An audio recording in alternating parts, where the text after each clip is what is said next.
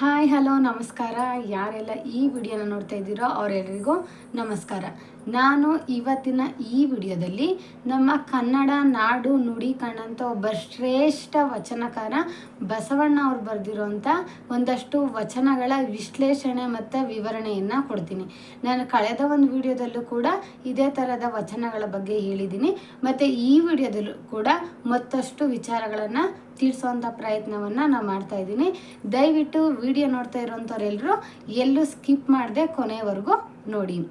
ಈಗ ಬಸವಣ್ಣ ಅವ್ರು ಬರೆದಿರೋಂಥ ಮೊದಲನೇ ವಚನ ಯಾವುದಪ್ಪ ಅಂತಂದರೆ, ಅವಮಾನಕ್ಕೆ ಅಂಜಬೇಡ, ಅಪವಾದಕ್ಕೆ ಹೆದರಲೂ ಬೇಡ. ಸ್ವಾರ್ಥ ಯುಗ, ಸಿಗದಿದ್ದರೆ ತೆಗಳುತ್ತಾರೆ, ಸಿಕ್ಕರೆ ಹೊಗಳುತ್ತಾರೆ. ಇಂಥದಕ್ಕೆ ಮನ ನೋಯಿಸಿಕೊಳ್ಳಬೇಡ, ಇದೇ ನಮ್ಮ ಕೂಡಲ ಸಂಗಮ ದೇವ ಅಂತೇಳಿ ಬಸವಣ್ಣವರು ಹೇಳಿದ್ದಾರೆ. ಏನು ಈ ವಚನದ ಅರ್ಥ ಅಂದರೆ, ನಮಗೆ ನೋಡಿ ಎಷ್ಟೋ ಕಡೆ ಅವಮಾನಗಳಾಗೋವಂಥ ಚಾನ್ಸಸ್ ಇರುತ್ತೆ. ಅಂಥ ಅವಮಾನ ಆದಂಥ ಕ್ಷಣದಲ್ಲಿ ನೀವು ಅಂಜಬೇಡಿ.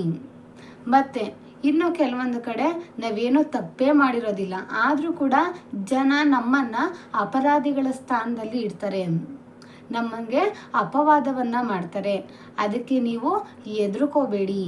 ಈ ಪ್ರಪಂಚ ಇವತ್ತು ಹೇಗಿದೆ ಅಂದರೆ, ಅವ್ರಿಗೇನಾದ್ರು ಸಿಕ್ಕಿದ್ರೆ ಹೋಳ್ತಾರೆ. ಅವ್ರು ಬಯಸಿದ್ದು, ಅವ್ರಿಗೆ ಬೇಕಾಗಿರೋದು ಅವರ ಅವಶ್ಯಕತೆಗೆ ತಕ್ಕಾಗಿ ಸಿಕ್ಕಿದ್ರೆ ಅದ್ರ ಬಗ್ಗೆ ಹೊಗಳ್ತಾರೆ. ಅದೇ ಒಂದು ವೇಳೆ ಅವರು ಬಯಸಿದ್ದು ಅವರಿಗೆ ಸಿಗಲಿಲ್ಲ ಅಂದರೆ, ಅವರು ಬಯಸಿದ್ದು ನಮ್ಮ ಕಡೆಯಿಂದ ಅವ್ರಿಗೆ ಸಿಗಲಿಲ್ಲ ಅಂದರೆ ಆಗ ಅವರು ತೆಗಳ್ತಾರೆ. ಬರೀ ತೆಗಳೋದೇ ಅಲ್ಲ, ನಮ್ಮ ಬಗ್ಗೆ 4 ಜನರ ಹತ್ರ ಹೇಳ್ಕೊಂಡು ಅವ್ರ ದೃಷ್ಟಿ ನಮ್ಮನ್ನು ಕೂಡ ಕೆಟ್ಟವರನ್ನಾಗಿ ಮಾಡೋ ಅಂಥ ಸಾಧ್ಯತೆಗಳು ಇರುತ್ತೆ. ಅದಕ್ಕೆ ನೀವು ನಿಮ್ಗೇನೇ ಅಪವಾದಗಳಾಗಲಿ ಅವಮಾನ ಆಗಲಿ ಅದಕ್ಕೆ ನೀವು ಅಂಜಬೇಡ್ರಿ, ಮತ್ತು ನೀವು ಅದಕ್ಕೆ ಹೆದರ್ಕೋಬೇಡಿ. ಮತ್ತು ಇಂಥದಕ್ಕೆ ನೀವೆಲ್ಲ ಮನಸ್ಸನ್ನು ನೋಯಿಸ್ಕೋಬೇಡಿ.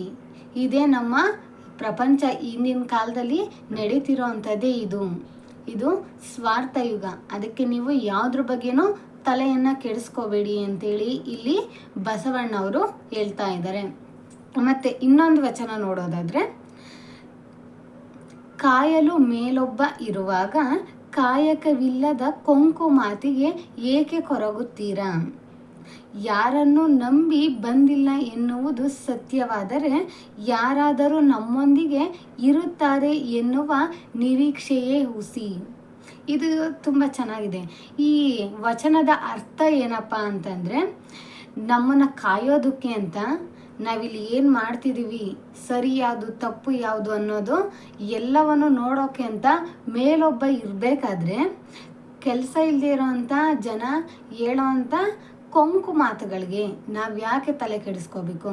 ನಮ್ಮನ್ನು ಕಾಯೋದಕ್ಕೆ, ನಮ್ಮನ್ನು ಒಂದು ದಾರಿಲಿ ನಡೆಸೋದಕ್ಕೆ ಅಂತಲೇ ಮೇಲೊಬ್ಬ ಇರಬೇಕಾದ್ರೆ ಕೆಲಸ ಇಲ್ಲದೆ ಇರೋವಂಥ ಕೊಂಕು ಮಾತುಗಳಿಗೆ ಯಾರಾದರೂ ನಮ್ಮ ಮನಸ್ಸಿಗೆ ನೋವಾಗೋ ರೀತಿ ಕೊಂಕು ಮಾತುಗಳಾಡಿದರೆ ನಾವು ಅದಕ್ಕೆ ಯಾಕೆ ತಲೆಯನ್ನು ಕೆಡಿಸ್ಕೋಬೇಕು?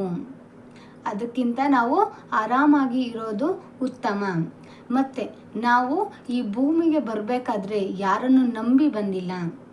ಈ ಭೂಮಿಗೆ ಬರಬೇಕಾದ್ರೆ ನಾವು ಯಾರನ್ನು ನಂಬಿ ಬಂದಿಲ್ಲ ಅಂದಮೇಲೆ ನಮ್ಮ ಜೊತೆ ಯಾವಾಗಲೂ ಯಾರಾದರೂ ಇದ್ದೇ ಇರ್ತಾರೆ ಅನ್ನೋ ನಂಬಿಕೆ ಯಾಕೆ ಬೇಕು? ಅದೆಲ್ಲ ಕೇವಲ ಸುಳ್ಳು.